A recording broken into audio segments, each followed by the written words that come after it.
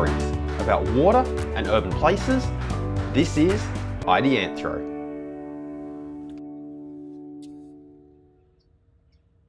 Hey everyone, welcome back to Ideanthro. In this episode, we are going to address a common complaint that we hear people make and leverage at bioretention systems.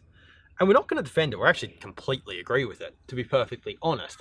But we are going to try and dig into why this is the case. Because if we understand why, then we can understand how to do something about it. So the complaint that we hear is about the ubiquity of bioretention systems. It's essentially, look, water sensitive urban design is such this great idea. It's more than bioretention systems. Why the heck does everyone just keep building bioretention systems and not do something else more suited to the site, more creative, more whatever. Our argument here, in a nutshell, is people keep building lots of bioretention systems because it's easier. It's the easiest option. It's the path of least resistance. And we're going to use a little analogy, a little example to demonstrate why, even when there's heaps of other options, and even why, when logically some of those options might look like they make a heck of a lot more sense and might actually be demonstrably better outcomes, they don't actually make sense because they're not the easiest to implement. They don't give us the most ease. This is an interesting topic to be exploring in light of the fact that we just released our bioretention in the real world training course, because while the past few episodes have kind of deliberately been there to promote the training course a little bit, in this episode we're actually stepping out there and going, look, bioretention is really ubiquitous, which is why it's important that we have a training course like it. And it's actually not that simple, which is why we need to understand how bioretention systems behave as systems. But on the flip side, we're going, you know what? They are not the be-all and end-all of the world. It's kind of a funny situation when trying to sell a course that's all about how do you be the best bioretention that you can be. And on the flip side, we're saying, you know what? Actually, we don't think there's a be-all and end-all of everything. There's more to water sensitive urban design than just bioretention. But it is a part. You can find the training course at ideanthro.com/bitrw. So, what's this analogy? The complaint here is bioretention systems, they're not the be-all and end-all of water sensitive urban design. They are a part of it. Why the heck do we keep building so many of them? Why is that the thing that gets built all the time? Our argument is that it's because they're easiest. They're the easiest thing to do. Let's make an analogy here of where something delivers the most ease and the most bang for buck and the most return, even though it's not the only option, it's not even the most common. Let's talk about languages. English is the language of the world at present. Anyway, I'm not saying this can't change in the future, but English is the language of the world. It is the one language that logically, if you want to learn a language that's going to give you the most potential use wherever you are, English is the one. Here's the thing. English isn't the most spoken language in the world. It's not even the second most or the third most. English is the fourth most spoken language in the world. In fact, Mandarin has more than twice the number of speakers as English in the world. But here's the thing. English is the most widely spoken language in the world. It's the language in the world where if you just randomly stuck your finger on a map and were like, look, what language should I speak for the best chance that someone there might understand it? English is the one. English is the official language of more countries than any other language in the world, which means that if you're trying to learn a second language to be most useful in the most places that you go to and in the most scenarios that you're likely to speak a language, English is the one. Because if you pick something like Mandarin, where there are twice as many speakers, so there's actually twice as many people you could talk to in Mandarin as there are in English. The problem is that they're all centered primarily in China and just a couple of other little spots around the world. So in the vast majority of the rest of the case, it's a pretty rough chance that you're not going to have any use for that language.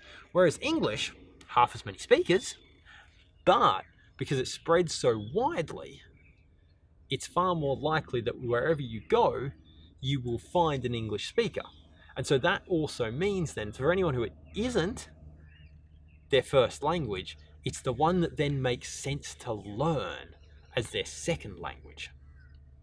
And so the point here is, we have a situation where when it comes to languages, English isn't the most common. And if you're going for the, look, why is English spoken everywhere when it's not the most common language in the world? Then the answer is because English is the language that will deliver you most bang for buck at present if you learn it. If you learn it today, English is the one that is most likely going to be useful to you in most places around the world. So it continues to proliferate as the universal language. Anyone who comes from a country that speaks English as its first language, like I do, is in this really fortunate position, really fortunate position.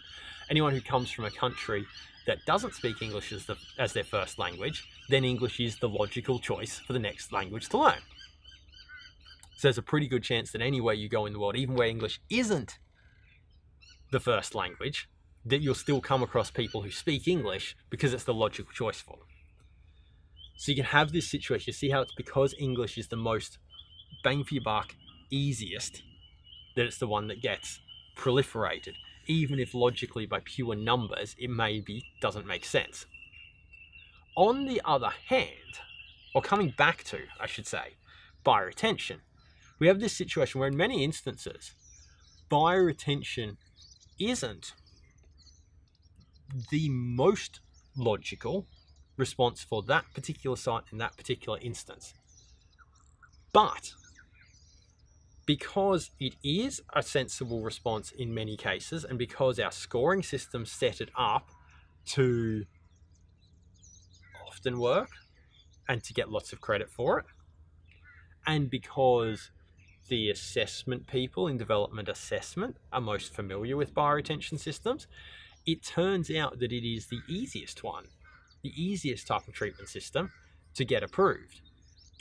It's very often the case, I would argue, that if you took away all of our treatment objectives, that in many instances where bioretention is currently built, it was not the optimal outcome. But it was, with all objectives and with all the other factors at play, the logical and easiest to get approved and to get built. It might not be the best to have in the long term in that situation, but it was the most logical or the easiest to get into that situation. Do you see the difference? What is good in the long term may not be easiest to implement. It's similar with languages. If you could feasibly go and talk, if your role in life or your mission in life was to hold a 1-minute conversation with everyone on the planet, and you wanted to get the most sensible conversations out of that, then you need to speak Mandarin, because more people speak it than any other, so that's the way to get the most people. But if you want to, in the real world, be most likely, wherever you are in the world, to speak to someone and be able to converse with them, then English is a better choice, because you're more likely to run into an English speaker anywhere except mainland China. It would seem the case, and a couple of other little pockets around the world. And so we have this situation that when you add in all the other things, all the other factors at play, that's why bioretention makes sense. So it also then means that if you quite rightly look, why do we keep building these things? It drives me nuts, I want to change this. Then you need to look at the system that incentivizes bioretention and change that system. Okay, sweet. That was the episode. Thank you for tuning in. As always, we'd love to hear your thoughts, comments, whatever.